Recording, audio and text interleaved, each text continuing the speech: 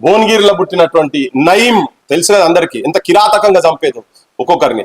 అగో నయీం అనేటోడు మా పెద్దమ్మని తీసుకొని పోయి తన తన ఆస్తిలల్లా ఏదో సంతకాలు కావాలని తీసుకొని పోయి దాదాపు నేను అనుకుంటా కొన్ని రోజులు తనని ఇంటికాడ పెట్టుకొని బెదిరిస్తే, నేను చంపుతా అంటే సంపు బిడ్డ, నా దగ్గర ఏం లేదు, నేను న్యాయంగా ఉన్నా ధర్మంగా ఉన్నా, నా ఆస్తులన్నీ బహిరంగంగానే ఉన్నాయి, నేను ధర్మంగా ఉన్నా, నా తప్పుంటే సంపు బిడ్డ అని. లేదు పెద్ద మన చూడు, నువ్వు సంతకాలు పెట్టకపోతే నేను చంపుతా అని బెదిరిస్తే తన దగ్గర అట్లనే ఉండి లాస్ట్ కి నయీమే వదిలేసి నువ్వేం తప్పు చేయలేదు పో, నిన్ను వదిలేస్తున్నా అని చెప్పని వదిలేసిపోయినటువంటి అంత ధైర్యశాలి. చాలా మంది మన సాకలైలమ్మ చూసినాం కదా. ఇప్పుడు బతికున్న తెలంగాణ సాకలైలమ్మ గురించి చెప్తున్నాను నేను.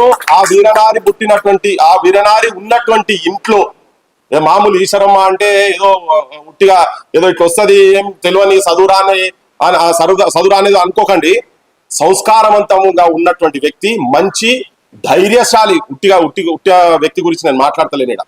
సో అందుకని నయీం అటువంటోడు అంటే మనుషుల రోడ్ల మీద అంటే కొన్ని సందర్భాల చాలా మంది చదువుకున్న వాళ్ళు, ప్రొఫెసర్లు, పెద్ద పెద్ద పాలిటిషియన్లు ఆయన దగ్గర నుంచి చిన్న ఫోన్ పోతే ఇళ్ళకి వెళ్ళి బయటికి వెళ్ళలే. ఆ టైంలో నయీంకే భయపడినటువంటి మానసిక ధైర్యం ఉన్నటువంటి వ్యక్తి నీకు చిచోరా పోరగాడు